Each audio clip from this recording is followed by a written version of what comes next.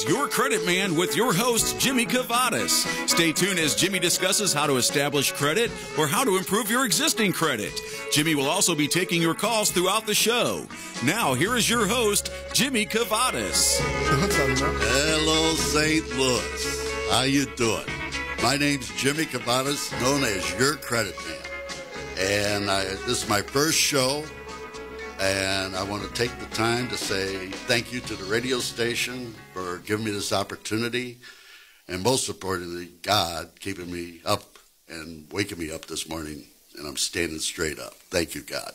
So I want to tell you, my name is Jimmy Kavadas. And I've been helping people reestablish a credit 100% for over 10 years. And I do this from my heart. That's basically, I have a passion for helping people go forward. I want to start off by saying I've been bankrupt, and I learned from that. And there's a lot of ways you can reestablish your credit, but knowing the truth is what it's all about. So the subjects that we will be talking in the weeks to come, but I got to do one at a time, are credit counseling, financial counseling, plus my counseling, education, being the truth, because if you listen to the truth and make your decisions based on the truth, you can't go wrong. It'll be talking about bankruptcy, credit unions, and today's topic is about why credit matters. Ooh. And the phone number is 314-880-0808. That's 314-880-0808. And I'll start off by talking about why credit matters. With everything going on in our economy, it's very important to make every dollar that we have go as far as it can. So why not start with cleaning up your credit? And that is very easy to do if you have the proper knowledge in going forward. Now, you can't change the past, but you can change the future. And that's what it's all about. Changing your future so your money goes to the right things. You don't have to pay, let's example, you go bankrupt. That does not mean you have to pay 24% interest the rest of your life. What that means is you're taking the first step to cleaning up your credit. And once you got that done, then you start financing a car, a home, but mainly a car. And then you become registered with credit unions. Now, I would love to have a call for someone that is in dire straits, that is kind of lost and doesn't know what to do. And by the way, Clarence was here before me, and I asked him to stick around to ask me some questions that possibly you're thinking about or don't. Jimmy, I've got a great question to ask you, seriously. Yes. When I was younger, I was about 22, 23, something like that, finished college and everything is great. I went to Firestone, had a raggedy car. I went to Firestone and had some work done on my car. It was $800 worth of work. And I didn't understand credit at that point. I actually walked away they gave me a credit card. I never paid them. Years later, about 2 years later, I went to get something at Northwest Plaza. And they had a promotion going on whereby if you fill out a credit card application, they'll give you 20% off the purchase of the thing. When I filled it out, the guy ran some credit report on me, came back to me and said, "Oh, sir, you're going to get a letter from our office right now. We're declining your situation." I was so embarrassed. I didn't understand what happened. Well, I got a credit report. It said I had 5 R9s. I didn't even know what R9 meant. I found out that R9 is the worst level that you can have in terms of credit. Now, subsequent to that, I didn't know what to do. What should I have done? What could I have done from a more mature point of view, rather than to have gotten myself out of this trouble? I mean, I was in trouble for years. I had bad credit. When I went to apply for an apartment, for instance, I had to put up 2 months, 3 months rent because I had bad credit. What should I have done? Should I have just paid Firestone, or should I have made some payments to Firestone? I didn't make any payments to Firestone, not a drop. What should I have done? Well, the first thing is you were preyed upon. I was preyed upon? In the form of a credit card. Okay. Okay. Or giving credit. Okay. I was a victim? Kind of, sort of. Okay. Let me give you an example of victims. College kids. Okay. Go to college. Right. They go up to check out their books. They buy books, and they say, you don't have to pay for it. Here. Right, right. Take this credit card. Right. So what do? They put the charge on their credit card. Right. Then they probably go out that night, right. eat dinner on the credit card, and go right. buy a stereo. Then the bill comes through. First of all, credit cards should not be issued to anyone that doesn't have a job. How are they going to pay it back? In the old days, credit was based on three factors: stability, ability, and willingness. Stability came from time at residence, time on the job. Ability came from your income. Willingness came from your credit bureau. Now, of course, you don't have a credit bureau, so your first time out. So they might have said you need a cosigner. Now, let me give you an example. I came back from Vietnam in 1970. Here I am telling my age, right? I'm telling my age. That's a good thing, Jimmy. Go ahead. Well, you know, I'm still running. I feel like 35. So anyway, I come out of Vietnam, and I go down to Vincel Pontiac. Vincel Pontiac, I remember that. It was on Filer. Didn't it have an Indian as a logo or something like that? That's Vincel? Okay. That's correct. Now, I'm working for my dad. He has a little cafeteria, truck driver stop on 1545 North Broadway. Was that a Greek truck stop? No, it was just regular American? Regular American. Nobody ever tried to do the Greek gyros and all that? No, they didn't break. Jimmy's Greek, ladies and gentlemen. And they didn't break plates. They didn't break oompa. Anyway, so I'm working for my dad. Okay. And he's paying me $50 a week. Wow. Hey, that was money. A lot of money. I know it sounds crazy, but that was a lot of money. It's $200 a month. So I go down to Vincel Pontiac, and I see this GTO. This is going to shock everybody. $3,500 brand new. Oh, Jesus. Brand new. With warranty. Okay. So anyway, Frank Bomarito was the sales manager. Okay, which I didn't know. But anyway, I put $50 down, and I tried to finance. And they said my payments would be $99 a month for 36 months. That makes sense. So they come back and they said, well, you need a cosigner. So I bring my dad down. My dad goes, nice car, huh, Jimmy? I said, yeah, Dad, what do you think? He goes, nice car. He says, how much are payments? I said, $99. $100. He goes, how are you going to pay that? I said, you pay me $50 a week.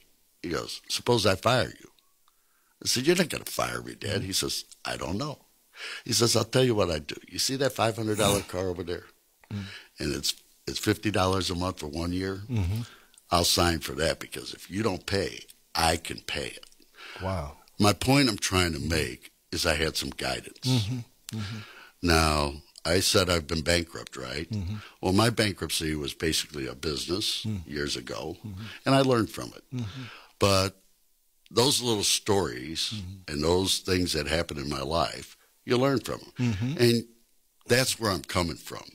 The mistakes that were made can be corrected, because all you need to know is how to go forward. Even if you got like 5 or 6 R9s, how do I go to Jimmy Kavadas car dealership and buy a car? I've got 4 R9s, but I got a good job.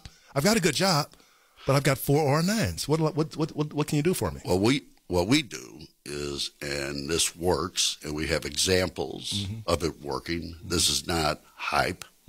This is true, and we have proof that it's true. We've taken people that, let's give you an example. A person is got credit that is all messed up. They can't do nothing. They're never going to be able to pay it, okay? So they may have to file a bankruptcy. Do you recommend that? Only, we are not lawyers. You know, we keep an arm's length transaction. We do have attorneys that we feel comfortable with, that we know will be treated fairly. The client will be treated fairly. And sometimes they file a bankruptcy. Now, that costs them anywhere from $800 to $1,000. To file bankruptcy itself costs $1,000. Anywhere from $800 to $1,000, Okay. depending on the attorney. Okay. Everybody has their own fees and Sure. whatever. So once they file it, they go to the attorney, and if they qualify, and I don't really want to get deep into bankruptcies today because that's another subject. Sure. Because there's Chapter 7s and Chapter 13s. Chapter 11 also. Yeah, that's business, though. Chapter 7 and 13 are for individuals. So let's say you file a Chapter 7. The day you file, providing you have other qualifications, which I'll get into later, the day you file, the next day, you come back and see me. Then I put you into a car, a late model car with low miles, with some factory warranty on it. This is after you file bankruptcy. Right after. Right after. You can get a late model car with low mileage. That's correct. Oh, good. So, okay, you take delivery of the car. The deal goes up to our financial institution, the lender, and they do their due diligence, and they basically check your job, make sure everything's up and up. That happens within 48 hours. You come back to me after that 48 hours, say maybe a week. You pick up your papers. That's when I have you join a certain institution, which I don't want to give it up yet, that you open up a savings account. You put your money in that savings account. And the most important thing is you put $50 to $100 of your own money as a savings. And the reason for that is we're creatures of habit. I smoke, terrible thing to do. But 90% of it's habit. So if you get in the habit of paying yourself first, like that $100, Okay.